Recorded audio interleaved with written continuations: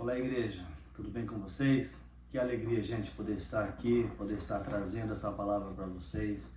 Recebi esse convite do pastor Arthur com muita alegria, né? Para mim é um privilégio enorme e poder estar aqui participando com vocês, né, dessa data tão querida para nós aí, que é o aniversário da igreja, né? Afinal de contas, é o 20º aniversário da igreja, né? Olha só que alegria, né? Essa semana eu fiquei meditando um pouco na palavra e também me lembrando dos momentos que nós passamos aí juntos, né? Em todos os eventos que acontecia e inclusive dos aniversários da igreja, né? E nós trabalhávamos aí tudo, organizando e tudo mais. Era muito bom, né? Sabe? Foi um tempo precioso para nós, guardamos isso no nosso coração, né?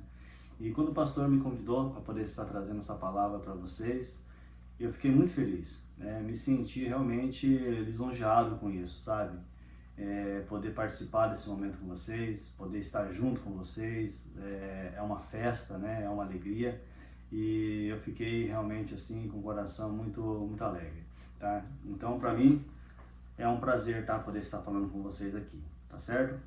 E quando ele falou comigo, eu perguntei para ele se tinha algum tema, alguma coisa, né? Ele só compartilhou comigo algumas coisas ali que Deus tem ministrado no coração dele. E uma dessas coisas é um tema que também Deus tem falado bastante no meu coração, sabe? Nos últimos dias aí, né?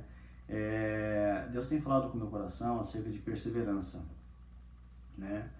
E é um tema que hoje em dia, sabe, nós temos visto aí fora uma certa ideia errada um pouco acerca de perseverança, né? Vemos pessoas falando acerca de perseverança que não é tão necessário assim você perseverar, né? Você tem falado que, tipo assim, se você não conseguir realizar isso, cara, pula fora, né? Se você vê que não vai dar, vê que não dá alegria, vê que não dá prazer para você, sai fora, né? Se você vê que aquilo não vai dar em nada, pula fora, né? Desiste, deixa isso de lado, tenta outra coisa, muda, né? Essa é a ideia que tem sido pregada aí fora, né? E quando na verdade, na vida real mesmo, nossa aí do dia a dia, nós sabemos que não é bem assim, né? Nós sabemos que se você não perseverar naquilo que você deseja, que você está realizando, dificilmente você vai chegar até o final, né? Nos nossos relacionamentos, se você não perseverar ali com as pessoas, com as amizades, muito provavelmente você vai acabar sozinho, né? E no seu casamento, a mesma coisa, né? Então a vida é feita de perseverança, né? O empresário lá, o empreendedor que abre o seu negócio, que começa o seu negócio, cara, é perseverança todos os dias, né? Ele vai ter que perseverar muito para que o negócio dele dê certo, sabe? Então essa ideia que às vezes eu vejo aí fora, sabe, de que não é bem assim, você pode desistir, você pode pular fora, você pode tentar outra coisa, né? É muito legal na teoria, mas na prática nós sabemos que não é bem assim que funcionam as coisas, né? Então é bem um pouco sobre isso que eu queria poder falar com vocês hoje, sabe? Eu queria poder compartilhar com vocês hoje. Amém? Vamos lá? E tem um personagem bíblico que sempre fala muito comigo quando eu leio esse livro, porque ele é um cara que perseverou muito, né? Ele é um cara que se levantou, que não ficou quieto diante da situação e perseverou bastante e se manteve firme ali até o final. Então sempre que eu li essa carta, esse livro, perseverança me vem à mente, né? E o nosso personagem é Neemias, tá? Quero convidar você a abrir sua Bíblia comigo aí. Abre ela aí, o livro de Neemias. A gente vai estar lendo, vou estar lendo o capítulo 1, do versículo 1 ao versículo 4 com vocês. Em seguida, eu quero pedir para vocês abrirem no capítulo 2, nós vamos ler do 1 ao 6, tá certo? Só para a gente poder entender o que está acontecendo aqui, tá? Capítulo 1, primeiramente, do 1 ao 4. Diz assim a palavra do Senhor. Acompanha comigo essa leitura aí, eu acho que é bem interessante, tá? A palavra de Neemias, filho de Acalias, no mês de Quisleu, no 20º ano, enquanto eu estava na cidade de Suzano. Hanani, um dos meus irmãos, veio de Judá com outros homens, e eu lhe perguntei acerca dos judeus que restaram, os sobreviventes do cativeiro, e também sobre Jerusalém. E eles me responderam: aqueles que sobreviveram ao cativeiro estão lá na província, passando por grande sofrimento e humilhação. O muro de Jerusalém foi derrubado, as suas portas foram destruídas pelo fogo. Quando ouvi essas coisas, sentei-me e chorei. Passei dias lamentando, jejuando e orando ao Deus dos céus. Tá? Capítulo 2, versículo 1. No mês de Nissan, no 20º ano do rei Artaxerxes, na hora de servir-lhe o vinho, levei ao rei. Nunca antes eu tinha estado na presença do rei triste. Por isso o rei me perguntou: por que o seu rosto parece tão triste, se você não está doente? Esta tristeza só pode ser do coração. Com muito medo, eu disse ao rei: que o rei viva para sempre. Como não estaria triste o meu rosto se a cidade em que estão sepultados meus pais está em ruínas e as suas portas foram destruídas pelo fogo? O rei me disse: o que você gostaria de pedir? Então orei ao Deus do céu e respondi ao rei: se for do agrado do rei, se o seu servo puder contar com a benevolência do rei, que ele me deixe ir à cidade de Judá, onde estão meus pais enterrados, para que eu possa reconstruí-la. Então o rei, com a rainha sentado ao seu lado, perguntou-me: quanto tempo levará a viagem? Quando você voltará? Marquei um prazo com o rei e ele concordou que eu fosse. Até aí. Bem? Então olha só para a gente poder entender aqui o plano de fundo, tá? Plano de fundo. Neemias era o copeiro do rei, né? Trabalhava no palácio do rei, ele era copeiro. E um belo dia ele estava ali nos seus afazeres, né, de rotina, trabalhando, e o seu irmão veio com outros judeus da cidade de Jerusalém. Quando eles chegaram, Neemias foi ter com eles, foi conversar com eles e perguntou para eles: como que está Jerusalém? Né? Como que anda a cidade?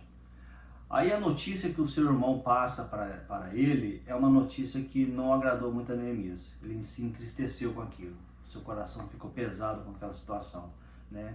O seu semblante ali demonstrava muita tristeza quando ele ouviu aquilo. Ele passou dias ali triste com aquela situação, né? O texto mesmo diz isso. Ele passou vários dias ali triste. Para ser mais exato, ele passou aproximadamente uns 4 meses ali cabisbaixo, triste, né? Pensativo com aquela situação.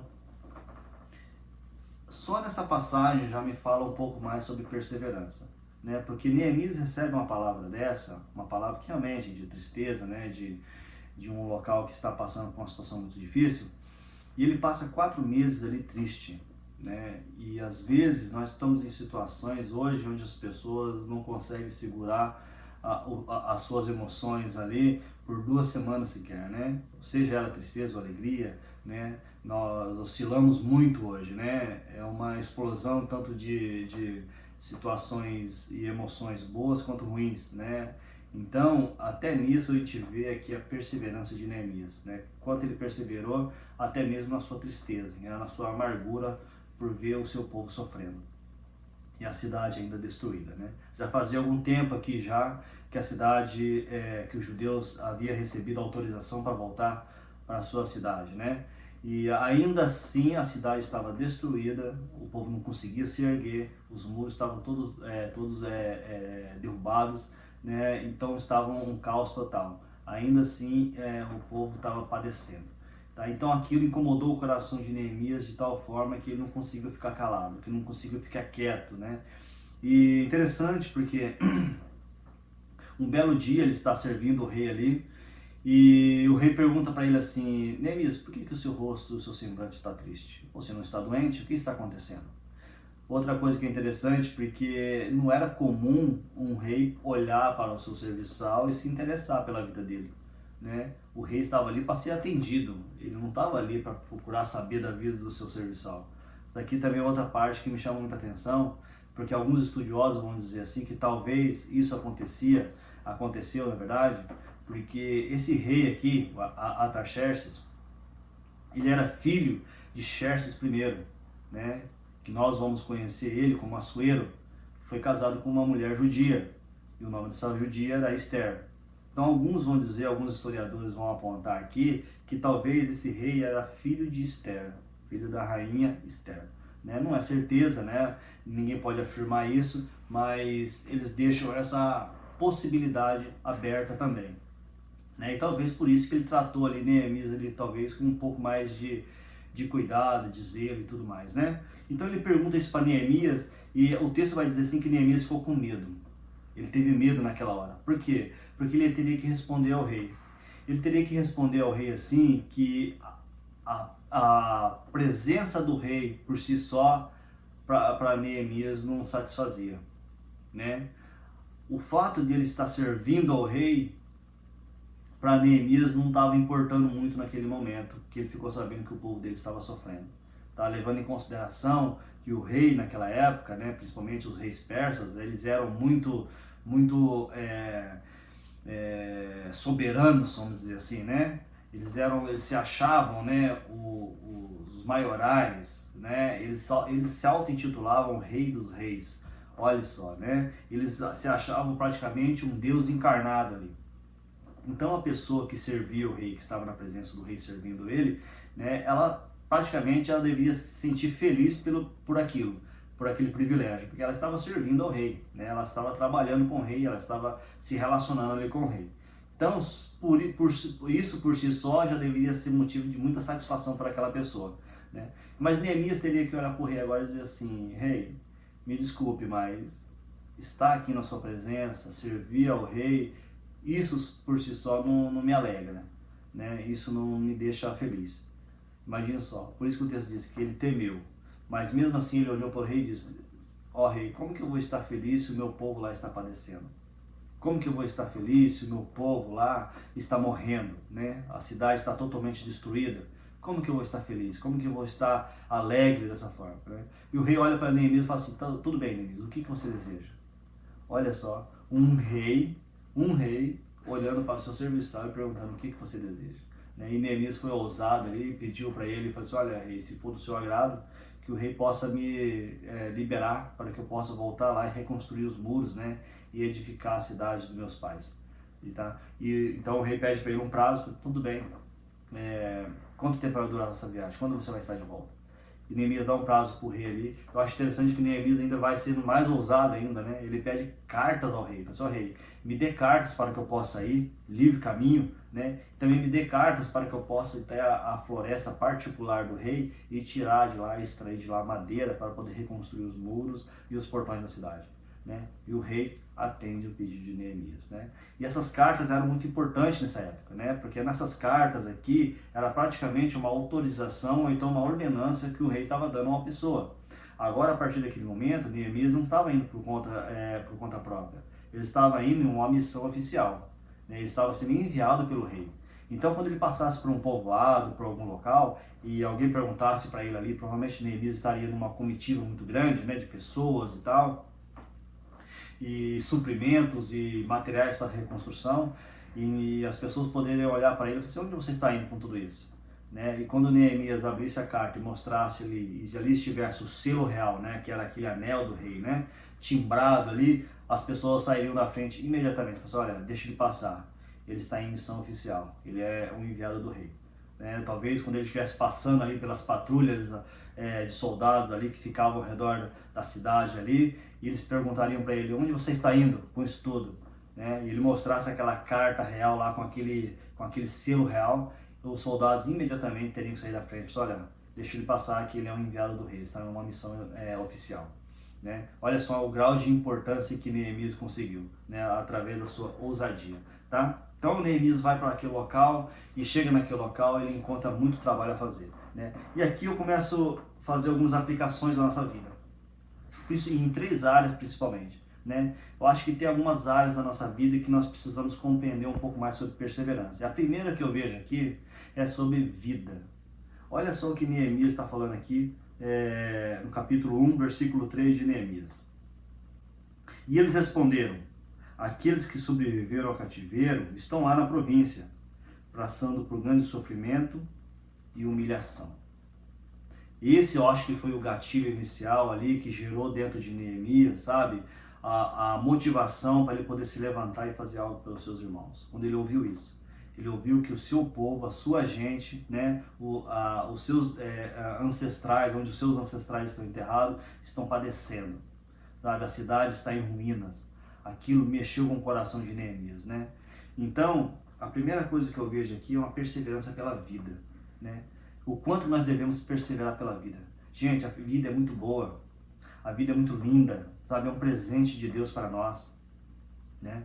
Nós temos que aprender a valorizá-la, sabe? Olhar para ela de forma diferente, né? A vida é o dom de Deus para nós, né? Gênesis capítulo 2, versículo 7 vai dizer assim, que Deus soprou nas nossas narinas o fôlego de vida, para que houvesse vida em nós. Então, o Deus vai dizer que o homem se tornou alma vivente. Olha só, né? Que coisa linda. E hoje em dia a gente tem visto tanta coisa errada, né? Tantas pessoas banalizando a vida, né? Tratando a vida como se não fosse nada, né? Através de um jogo de internet lá, as pessoas vão lá jogando aquilo, vão sendo desafiadas até um ponto de tirar a própria vida. A vida foi banalizada. Às vezes aí do seu lado tem pessoas que estão sofrendo, tem pessoas que estão desistindo de viver, tem pessoas que talvez já desistiram de viver, sabe? Tem pessoas que não estão conseguindo enxergar mais beleza na vida. Elas não conseguem mais ver beleza, não conseguem mais ver o colorido diante delas, né? Então, o problema é isso que está acontecendo do nosso lado. Às vezes as coisas acontecem do nosso lado e nós também, sabe, como servos de Deus, não estamos conseguindo ver isso e ajudar as pessoas, né? Só ficamos sabendo, às vezes, quando as coisas acontecem, as tragédias acontecem, né? E nós pensamos, puxa vida, estive com essa pessoa ontem, puxa vida, né? Ela passou pela minha vida esses dias e eu nem reparei isso, né?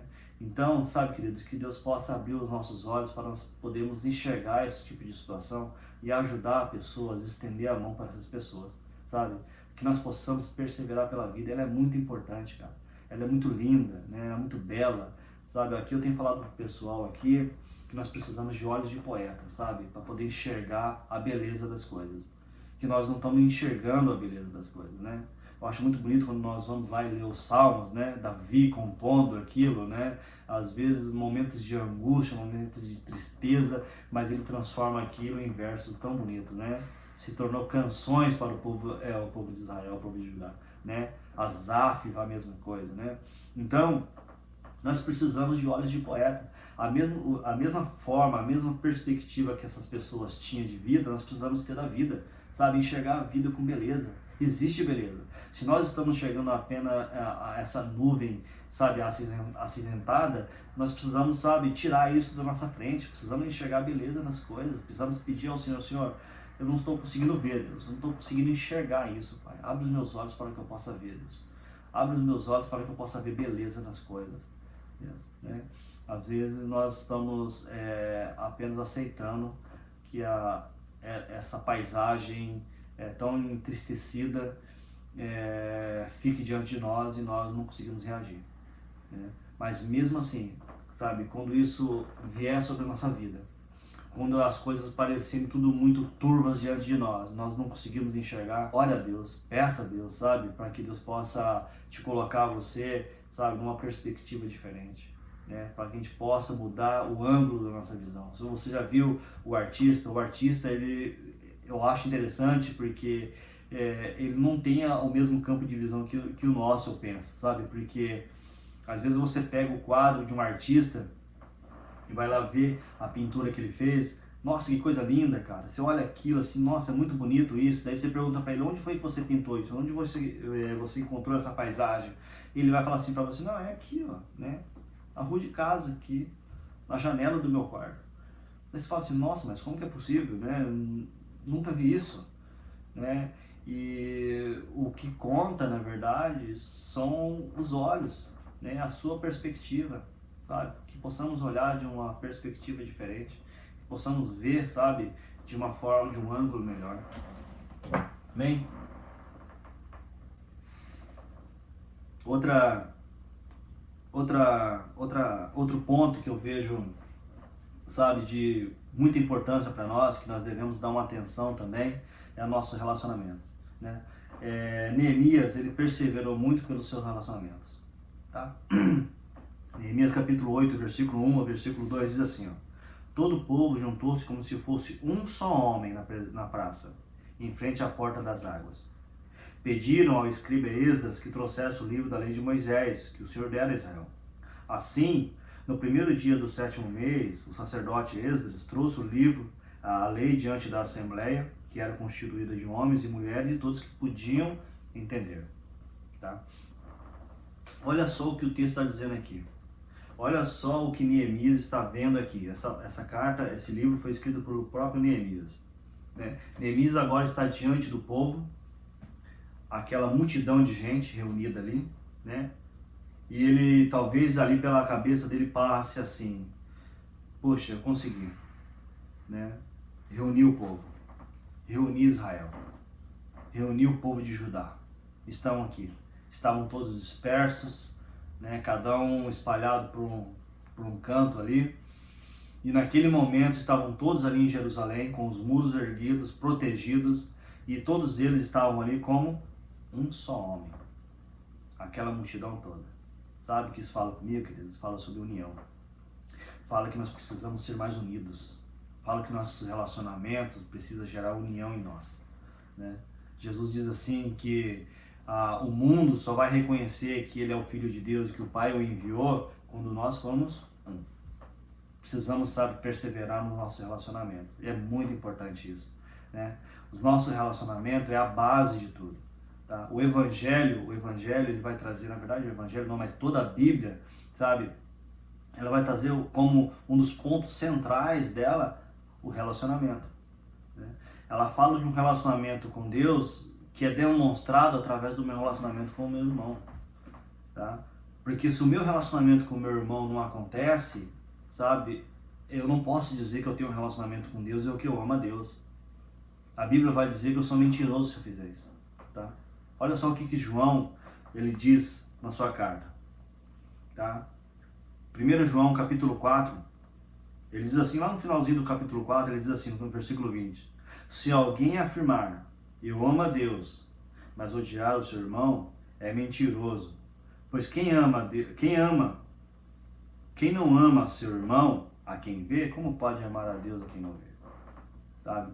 Então a Bíblia vai chamar de mentiroso aquele que fala que ama a Deus, sabe, que serve a Deus, que tem um relacionamento com Deus, mas odeia o seu irmão, que aborrece o seu irmão. A Bíblia vai dizer que não existe verdade nele.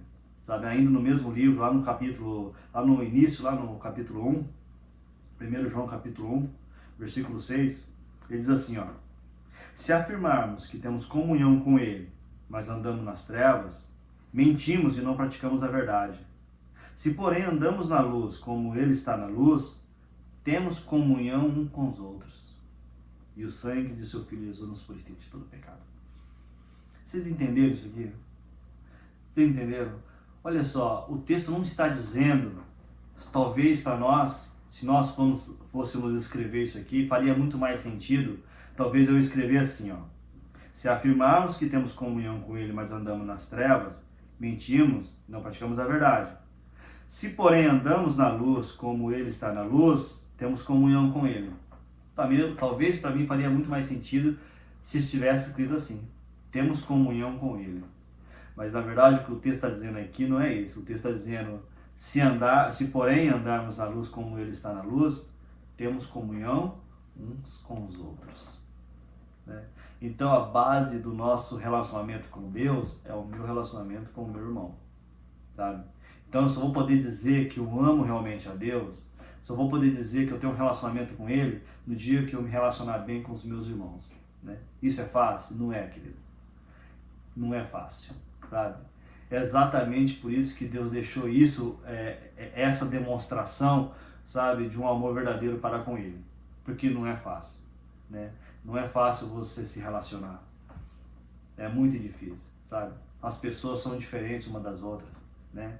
As pessoas têm manias diferentes, têm jeitos diferentes, têm trejeitos, né? E nós temos que aprender, sabe o quê? A respeitar e amar cada um do jeito que elas são, sabe? Ninguém é perfeito, ninguém é melhor do que ninguém. Eu não sou perfeito, não sou melhor do que ninguém. E tenho certeza que se eu chegasse no Brasil hoje aí e começasse a congregar aí com vocês, semana que vem provavelmente teria alguém falando assim: cara, me decepcionei com o César.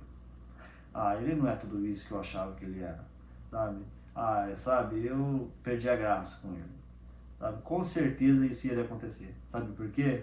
Porque eu sou um ser humano, sou cheio de falhas, né? E provavelmente eu ia acabar errando com alguém, né? Isso acontece, querido. As pessoas erram com a gente e nós erramos com elas, né? Mas o importante é nós perseverarmos com os nossos relacionamentos. Vamos perseverar neles, vamos cuidar deles, vamos cercar eles, vamos, sabe, deixar que as coisas, sabe, entrem nesse nosso meio aqui, sabe, se infiltrem no nosso meio e acabem minando os nossos relacionamentos, né? Nós temos que parar com isso, né? Nós temos que permitir, sabe, que o amor, o verdadeiro amor, aquele amor que você professa pelo Senhor, ele possa ser verdadeiro nos nossos relacionamentos uns com os outros.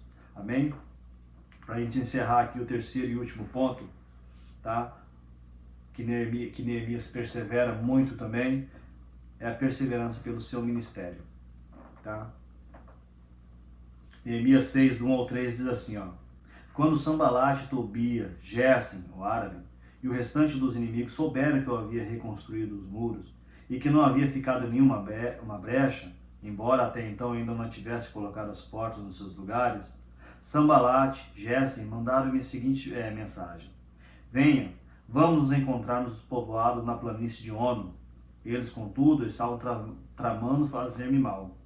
Por isso enviei-lhes mensageiros com esta resposta: Estou executando um grande projeto e não posso descer.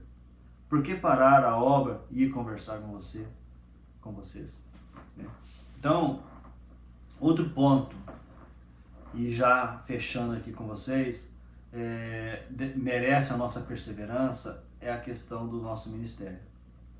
Neemias, ele perseverou pelo seu ministério, né? Ele cuidou do seu ministério, sabe? Sanbalate e Tobias se levantaram ali e eles teve o discernimento de olhar aquela situação e falar assim: não, vocês não vão me parar, né?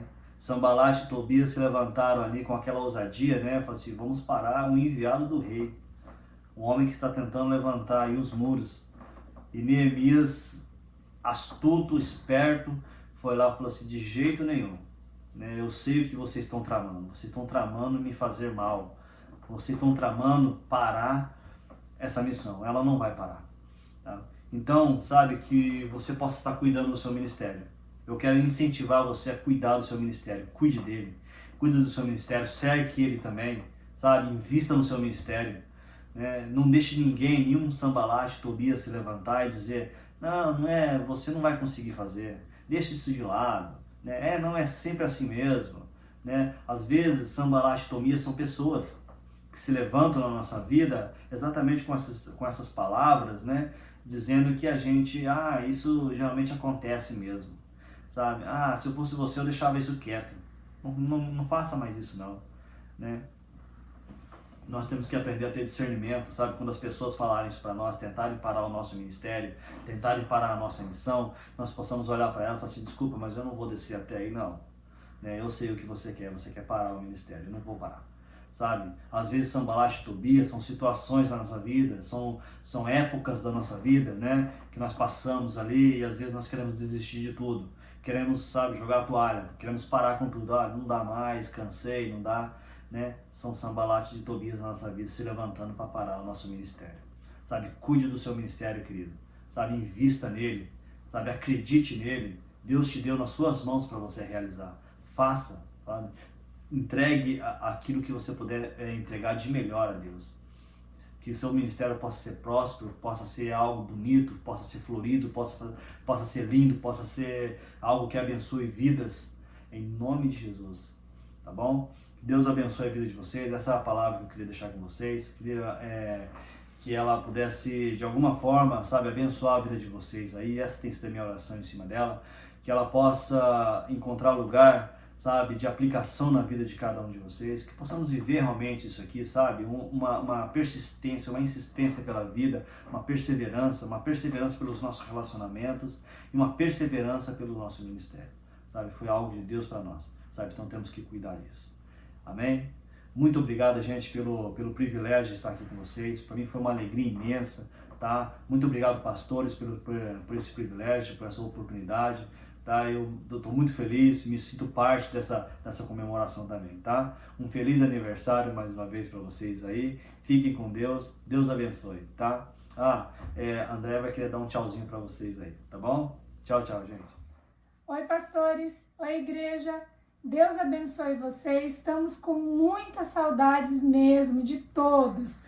Um forte abraço para vocês e feliz aniversário, né? Tchau! Tchau, gente.